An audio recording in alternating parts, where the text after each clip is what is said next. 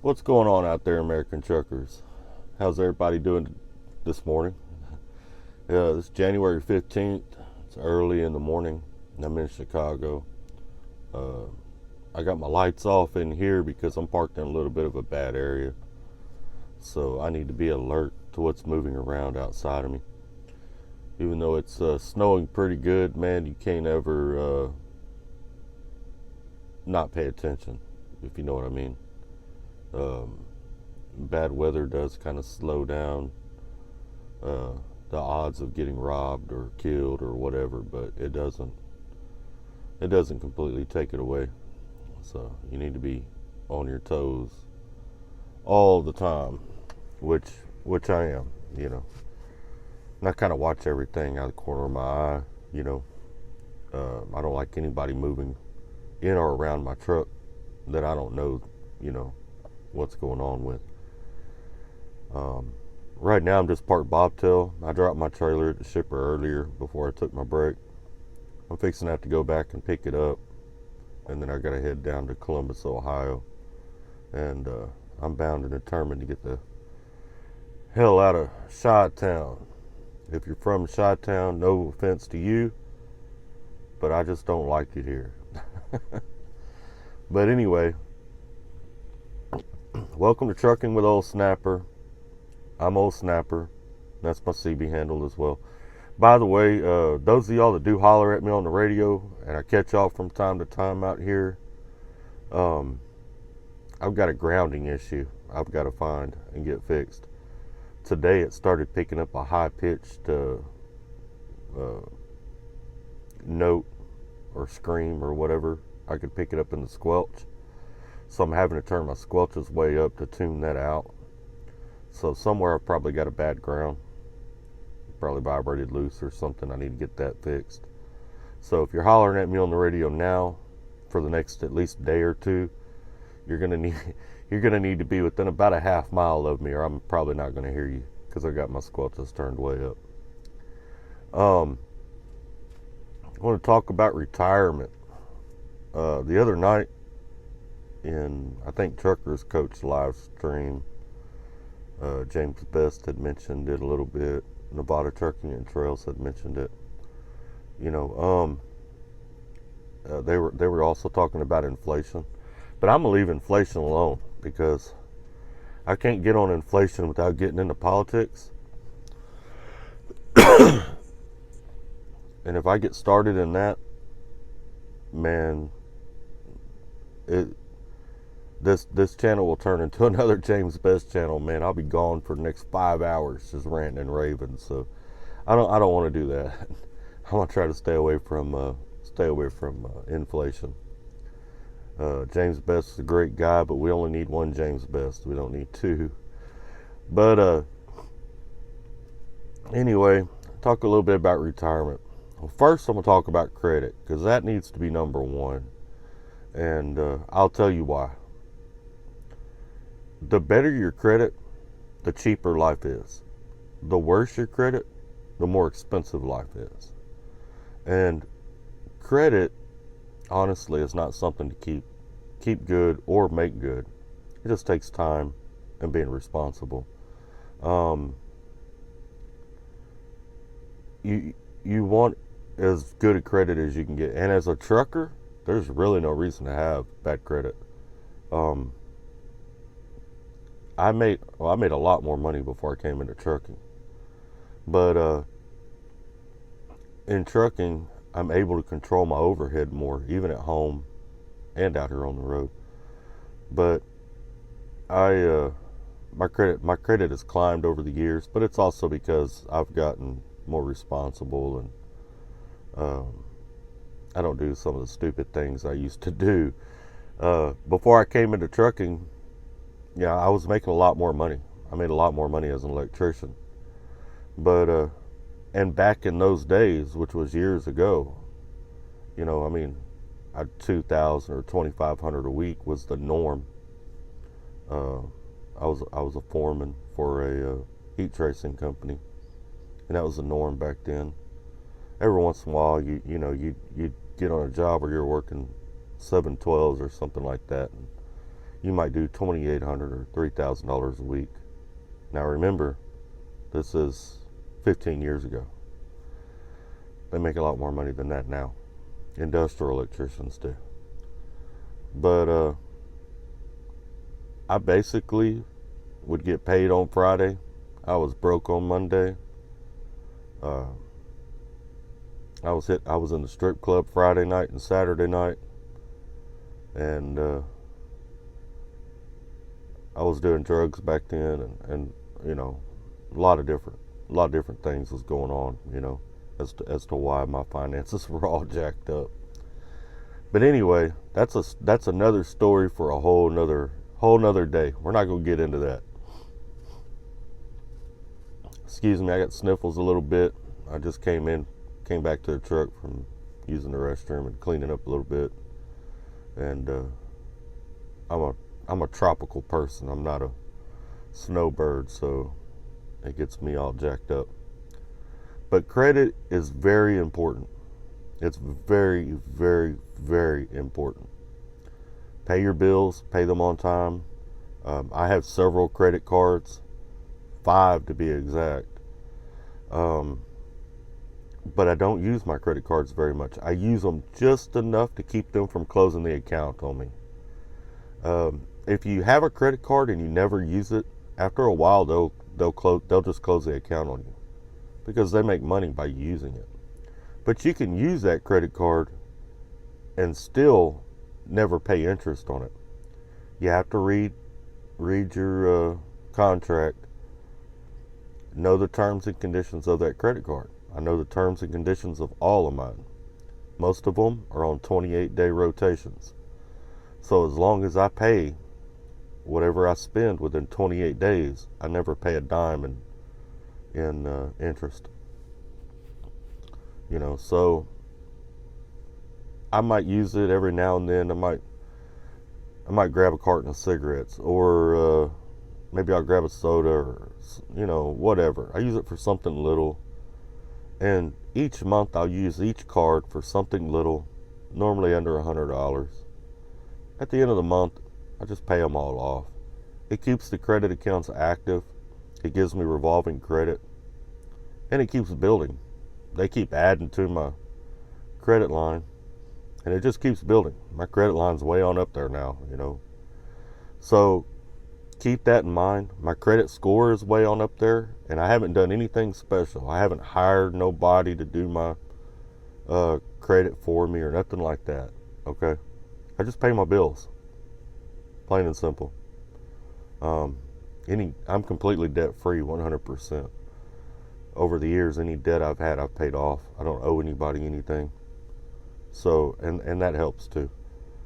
So credit is number one. You want good credit. Better your credit is, cheaper life is. Now retirement.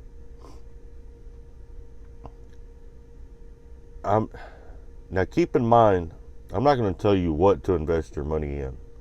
Okay? Everybody's different. Everybody's level of risk is different.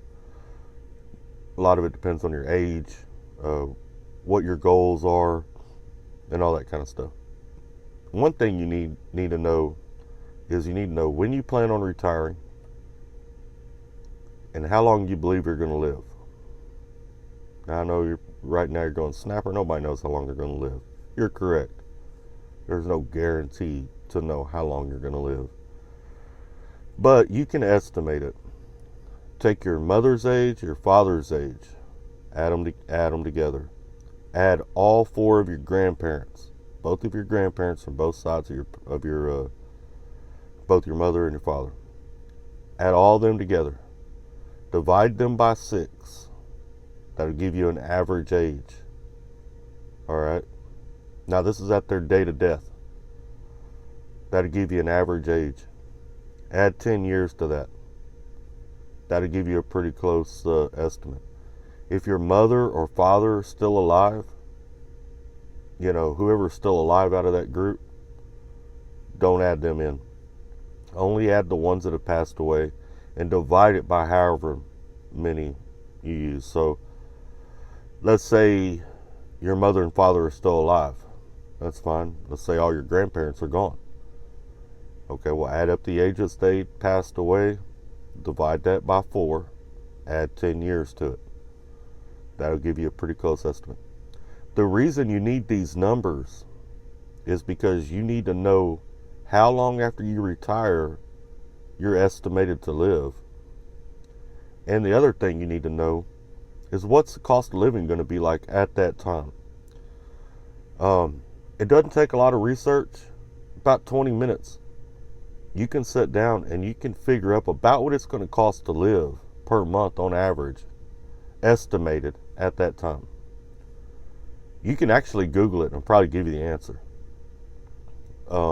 Let's say you Google estimated cost of living 2050, whatever. You know, and there's people out there, financial analysts, that have already kind of put those numbers together. Take that number, whatever that number is, add 10% to it, just to be on the safe side. And figure that's what you're going to need at the time you retire for X amount of years. Okay? Take that number, times it by however many years you plan on living. Well, take that monthly number, times it by 12 to give you a yearly cost of living. Take that number, times it by however many years you plan on living past the time you retire. All right, that's going to give you a number. That number is what you need in order to retire. Take that number again, add another 10% to it.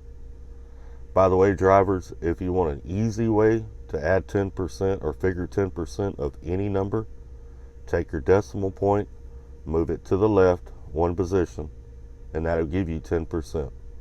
That's 10%. If you want 5%, divide it by 2. If you want 20%, multiply it by 3, so on and so forth. Or multiply it by 2, excuse me, not 3. That would be 30%. But anyway, add 10% to that number. That's going to give you, let's just shoot a number out there. Let's say you're going to need 1.2 million in order to survive. All right, between today and whatever age it is you set a goal to retire by, you need to save that number. Let's say it's 1.2 million. So you need to save 1.2 million or you can't retire. Now, how are you going to do that? There's a vast amount of ways to do that. Now, I'm going to say one thing. If you're counting on Social Security and you're below probably 48, probably below 50, you can forget Social Security. Social Security is not going to be there. All right. They've been telling us, man, even I'm older. You know, I'm in my 40s. My birthday's tomorrow, as a matter of fact, which kind of sucks. But they've been telling my generation since we was in elementary school that Social Security wouldn't be there. It kind of aggravates me that we still pay into something that's not going to be there. And it aggravates me even more because that I don't even want to get into that. Okay, it's crookedness by our corrupt government. I'm not even going to get into that. Social Security. So we can't count on that. Whatever money we have when we retire is going to be what we have saved, and that's it. All right.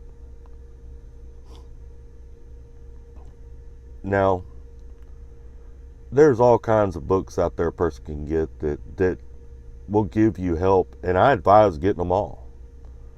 Dave Ramsey, I read some of his books. Great investor, very smart with money. There's a few others. There's a YouTube channel called Order of Man. He is a financial expert as well. And, you know, these guys offer a lot of great insight into investing and reaching your goals and all that kind of stuff. I advise listening to every bit of that you can get to. Okay. As y'all know, I work with homeless people. I work with ex-convicts. I work with drug addicts. All kinds of things through my foundation, South Texas Recovery.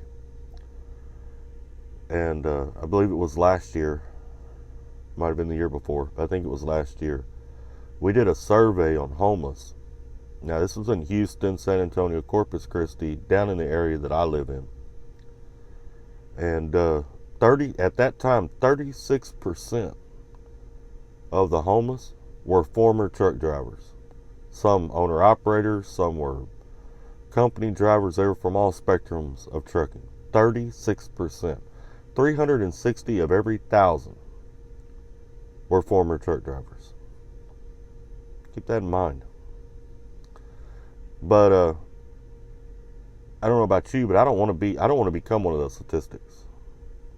So it's very important to me to do everything I can financially to set myself up. Don't take all your money and put it in one basket. Like some guys will take they just count on their 401k. 401ks are not that great. I wouldn't count one out, but there's some things you need to know. You need to know who's managing the 401k. And you need to look that company or bank up. Like here, our 401k is managed by a bank. But whatever company or bank manages your 401k, you need to know their financial situation. Because if they go out, you lose your 401k. Keep that in mind. Now, there is insurance and all that to a point, but I'm telling you, you really need to know the financial situation. Don't take all of your retirement and put it in your 401k and say that's what you're going to live on. It's not a good idea. You can make a lot more money in investing in other ways. But I do use a 401k. I put 3% of my pay into my 401k. And one of the reasons I do it is because they match dollar for dollar every bit of that 3%. Why not? It's free money. Plus whatever the bank makes through their investments with Vanguard on it as well, which I've been doing about 10% a year on that 401k. Not great, but hey, it adds up. Plus we get profit sharing, and every year 2,000 or 3,000 gets added to that, so it goes in there as well. But that's part of it. Think of your retirement like soup. All right, you're making a pot of soup. You got a bunch of things that go in soup, different seasonings, different ingredients. Your retirement needs to be the same way. There's IRAs out there. There's money market accounts, high interest savings accounts, the stock market. Whole life policies. Whole life policies build interest. They are a great way to make extra money. You want your money to make money. If your money's not making money, you got it in the wrong place. Your checking account should have interest. It should make money. Your savings account should have interest. It should make money. I use several checking accounts. All of them have interest. I use several savings accounts. All of them have interest. I have a high yield savings account with Chase Bank. That one, of course, has a higher interest rate on it. But I can't touch that money, because it's a high yield savings account. There's factors that go into how that works. And you need to know all that. I buy CDs. CDs are not great, but they do make money. The stock market, I invest in the stock market. That's actually my best investment towards retirement is the stock market. I have 2 brokerage accounts. I have one brokerage account that a company manages for me, and I have a brokerage account which I do personally. And I do about 10%. My goal, let me put it this way, my goal is to make 10% of my money every week, every 7 days. So every Friday, I watch my market all week long, but every Friday I look at what my percentage is, up, down, break even, whatever, and I got a book I write it in. And if it's not as high as I want it to be, well, then I start looking at how to move my money, my investments around to get it as high as I want it to be. I do a lot of research on companies. I've been investing in the stock market for 3 years now.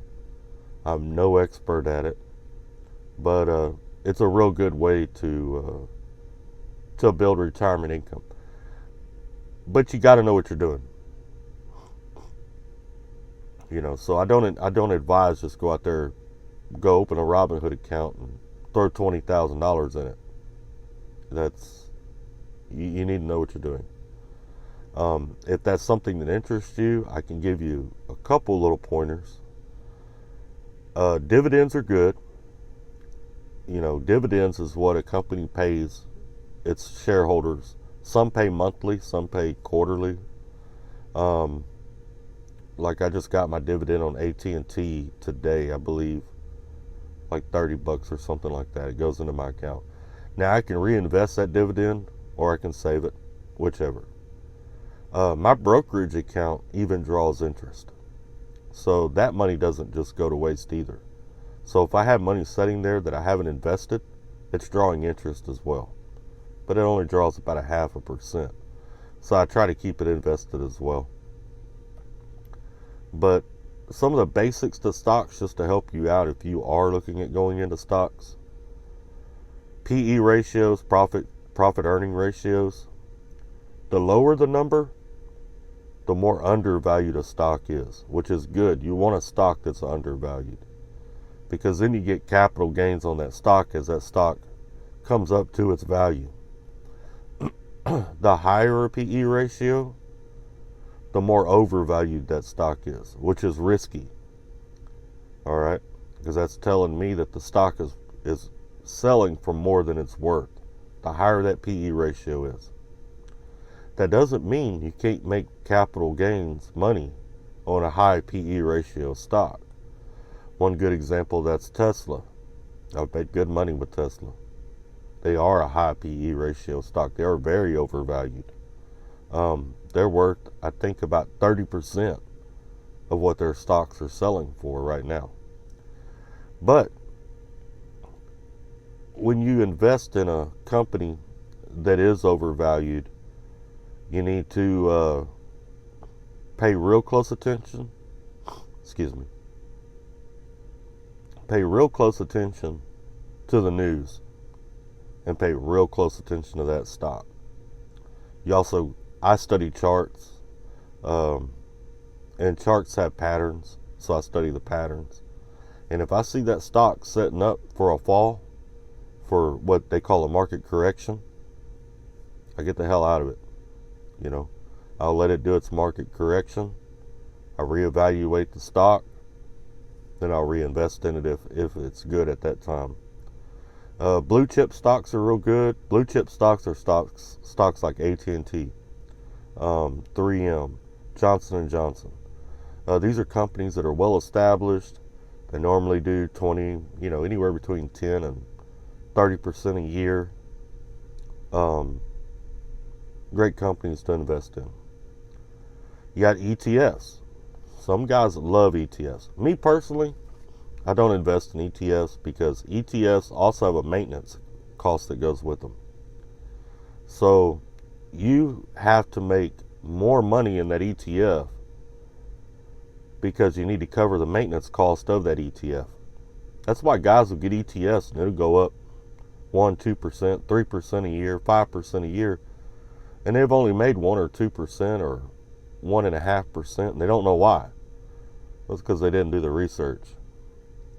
ETFs have a maintenance cost, so you have to subtract that from that ETF.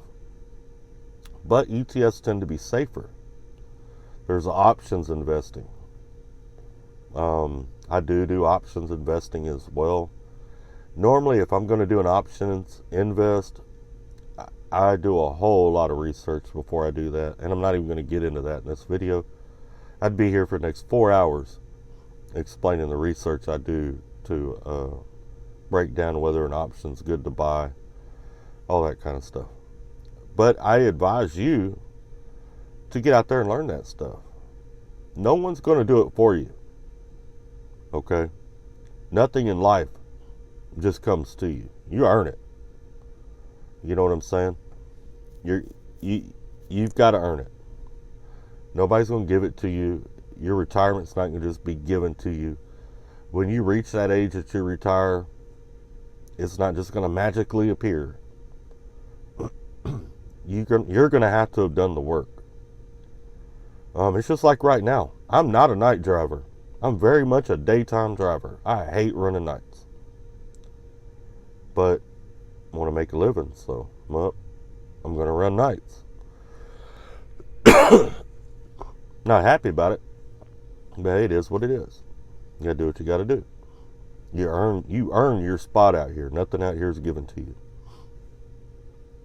You have to make yourself valuable to the company. Same thing goes with making more money. If you want to make more money, make yourself more valuable. That's the easiest way to go about doing it. If you're not happy with the money you're making, find out what you can do to make yourself more valuable. The more valuable you are, the more money you're going to make. That's just the way it goes. There was something else. Oh, savings.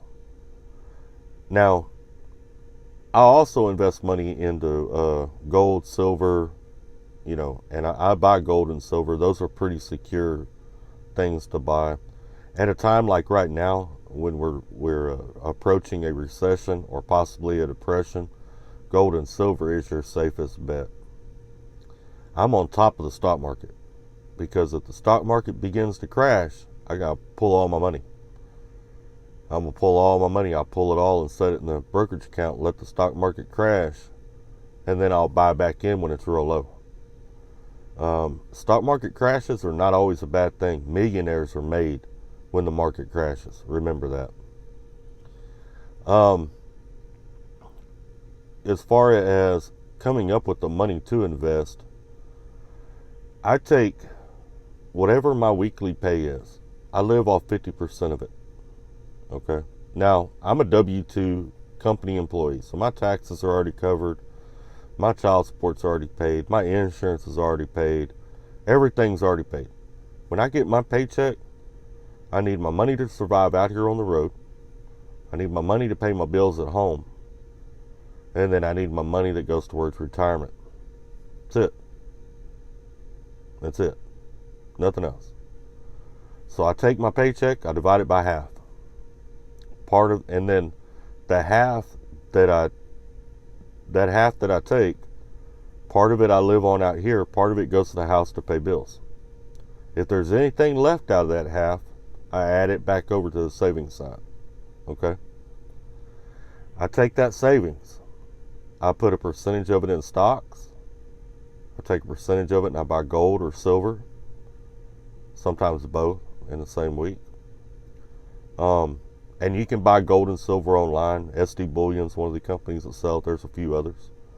I take part of that money and it goes into a money market account.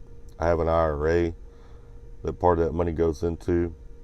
I don't have to worry about my 401k because I've already put in 3% in there. That comes out of my check. It's already done. And then I take part of that money and it goes into high yield savings accounts, or it gets split up amongst my other savings accounts, different things like that. You want as many different ways as possible. Remember, it's like a bowl of soup. You want as many different ways as possible to grow that money. All right. And if something's not working, you're not getting the percentage you need to get, you have to do more research. There's all kinds of IRAs out there. There's all kinds of money market accounts out there. But it's going to take you sitting down doing that research to find what fits you. But I'm going to go ahead and close this video out. But what's most important, drivers, man, you know I love all of y'all, is that y'all do everything you can to set yourself up right later. If you can't survive on 50% of what you take home as a company driver, you got one of three problems. Either you got a money management issue, which you need to work on because you're not managing your money properly.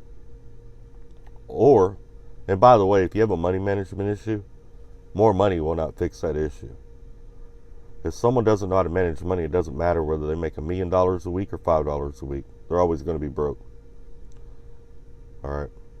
But money management, make sure that's not the issue. Are you living above your means? Look, I got a little place on the beach. Yeah, it's on the beach in Port O'Connor, Texas. Love it. I'm comfortable. Live great. But I live well below where I could live. You know what I'm saying? I keep my house cost well below what it could be. Out here on the road, I don't eat in truck stops. I make it my goal every week to spend as little money in truck stops as possible. Everything in a truck stop's overpriced. Drinks are overpriced, food's overpriced, the quality's low, it's junk.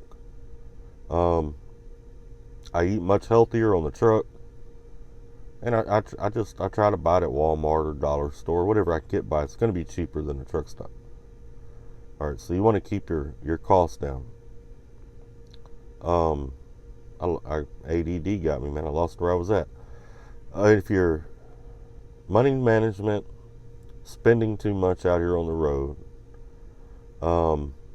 The other issue, the third and final issue, could be just working for a bad company.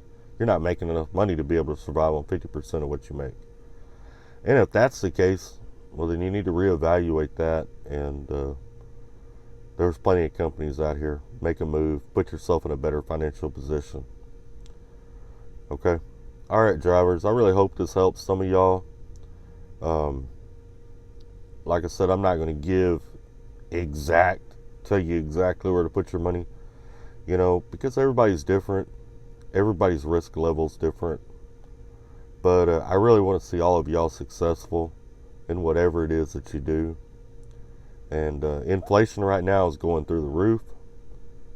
So I will say this, a good place to put your money is actually in gold and silver directly, with inflation going the way it's going, because that devalues the dollar. As the dollar becomes devalued, it takes more dollars to buy something.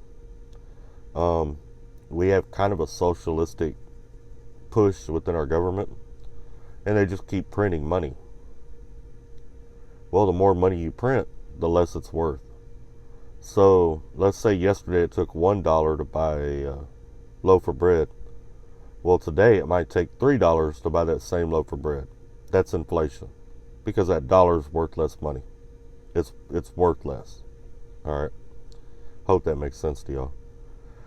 Hope I didn't bore y'all too bad. I really don't expect this video to blow up. It's just something that I wanted to put out there, try to help some drivers. I was in my 30s before I became financially smart, I guess you could say. And it's something I'm working on all the time. I research daily. There's almost not a day that goes by that I'm not researching something. And I just give the advice, man, y'all should do the same thing. I'm not a hater. I want to see all of y'all successful. I want to see all of y'all doing great.